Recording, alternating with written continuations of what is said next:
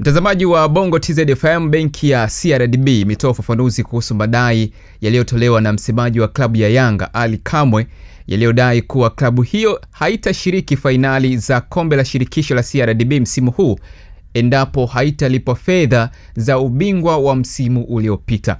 Katika taarifa rasmi iliyotolewa leo na benki hiyo, CRDB imeeleza kuwa tayari imetekeleza kwa ukamilifu wajibu wake wa kifedha kwa shirikisho la mpira wa miguu Tanzania, yani TFF, kwa mujibu wa makubaliano ya mkataba wa udhamini wa mashindano hayo. Taarifa ya CRDB imesema kuwa benki ya CRDB inapenda kutoa ufafanuzi wa madai yaliyotolewa na msemaji wa klabu ya Yanga katika mkutano wake na waandishi wa habari uliofanyika tarehe 9 Juni 2025 katika makao makuu ya klabu hiyo.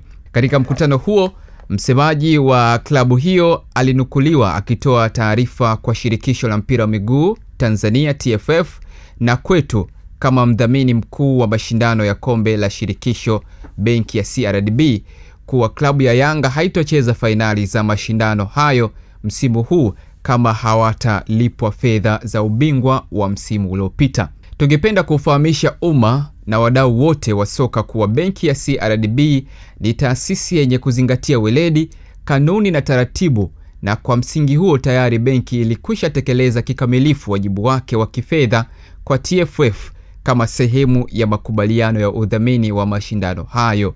Malipo yote ya msimu uliopita yalifanyika kwa TFF kwa mujibu wa mkataba baina ya benki ya CRDB na TFF. Benki ya CRDB inatambua kuwa mbali na mchezo wa soka kuunganisha jamii yetu na kutoa burudani, lakini pia mchezo huu ni ajira kwa vijana wengi. Hivyo dhamira yetu ni kuendelea kushirikiana na TFF, vilabu na wadau wengine katika kukuza mchezo huu kwa maslahi mapana ya taifa letu.